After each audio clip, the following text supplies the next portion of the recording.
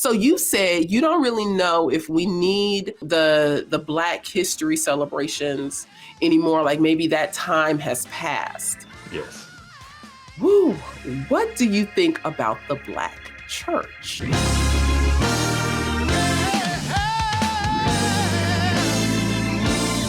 What do you think about the Black church? Because the Black church itself was created out of a need. It was created out of segregation. It was, basically, if I'm just like straight with it, the Black church to me was created because of sin, because of the sin of racism and partiality. So now we get this entity that definitely was needed and served a strong purpose. But when I consider worship today, when I consider the church today, when I consider believers and where we are in racial dynamics, do you think it's still needed?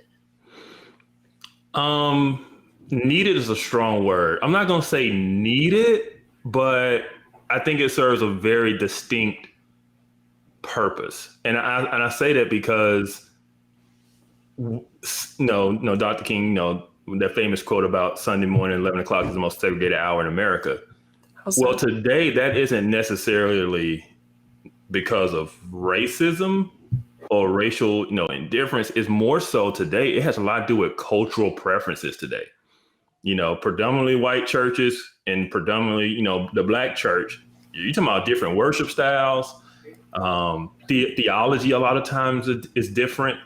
And so for that reason, I think you're always going to have two distinct churches today. I don't think it's ever going to just mold into one, just because of the theological differences and the cultural difference, especially when it comes to a style of worship.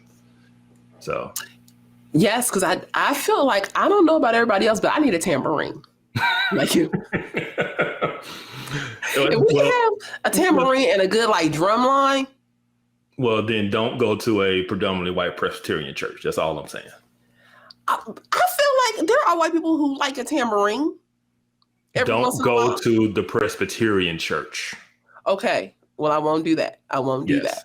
Derek says, I think we need it in the church, but from a historical, biblical, theological perspective, there's a reason why Black churches were created and still exist. We as Christians need to lead in this area, pointing to contexts where white churches didn't. I didn't see the rest of it. Didn't live up to biblical standards. Didn't live up to biblical standards. Go ahead, Kevin. I think it's very important. You pointed out when you said, the Black church was created through the sin of partiality. It was really the failure of white Christians, that led to the start of the Black church. It should have never existed, but it was the result of sin. But because of that, we have distinct churches within, various cultural contexts. And so that is the reality that we have today. And I don't think that's not going to change, nor should it really change. If someone is culturally Pentecostal, Black Pentecostal, then you're going to be in a Black Pentecostal church. There's nothing wrong with that. But I do think we need to make more efforts to cross those lines. Right. I do think we need to be way more intentional in showing that even though we are separated by some cultural differences, sometimes theological differences, that we still see each other as brothers and sisters in Christ. And I think that needs to be a better effort from denominations to local churches to make those efforts to be visible to the world, because Christ said that the way we love each other, our unity for one another, be a witness to who he is. And I think we need to prioritize that more than we do. I agree. I definitely agree. I think that, from a cultural perspective and just a preference, I might like this and you might like that, and being able to find those things are, important to our worship styles. I don't think that they really had that in the first century church. No. And that brings a whole nother conversation to me of, how much is preference part of this conversation? Because in the first century church, it was like, we got the Church of Corinth. And so if we in Corinth, I got this church. I don't have that luxury to go and leave because I don't like that they don't have a tambourine. Now, I do agree that the the Black church is unique in the fact that, people were worshiping together, even if segregated in one building with whites on one side and Blacks on the other. When the Blacks were removed, I want to say it was the church in Philadelphia, when the Blacks were removed from that church by sheriffs. To me, that was the true start of like, hey, we really are going to have to make our own denomination. We're going to have to go forward with something that is specifically all Black. I think that just, it created an entire situation that I definitely don't think was, started by God. I think that grieved his heart.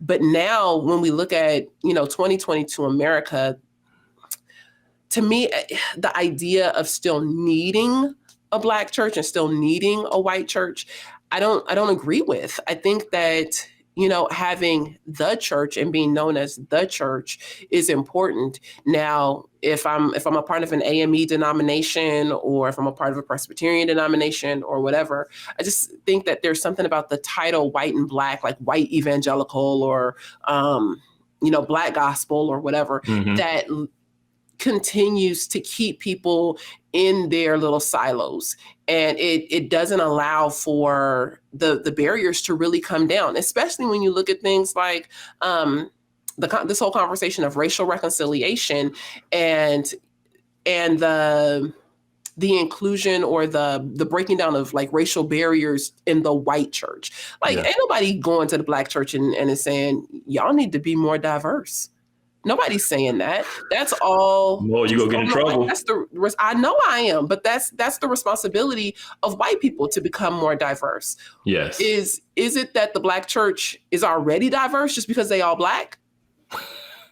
It's just not a priority. Vadi Bakum has talked about people ask him, hey, why are you in these predominantly white churches? He's like, because when I was in the Black church, nobody ever spoke about reconciliation. There was no thought of, reaching out and bringing others in. This whole push for, unity, multiculturalism, racial reconciliation, it has all been a push from what we would call the white church more so, because of this need to feel like you're not segregated, this need to feel like, we are open to others and we don't want this appearance that we're not.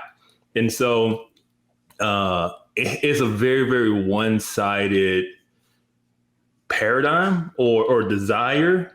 I feel just from my experiences, I've never heard in all my years, growing up in the Black church, I never heard anybody talk about racial reconciliation,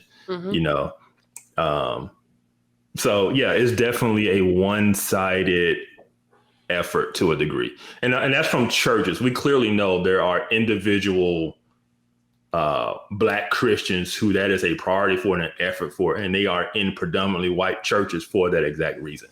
Yeah. Right. But from it's what's from the pulpit, what is from the church itself, the heart of the church, I do think there is that has been somewhat one-sided in its efforts.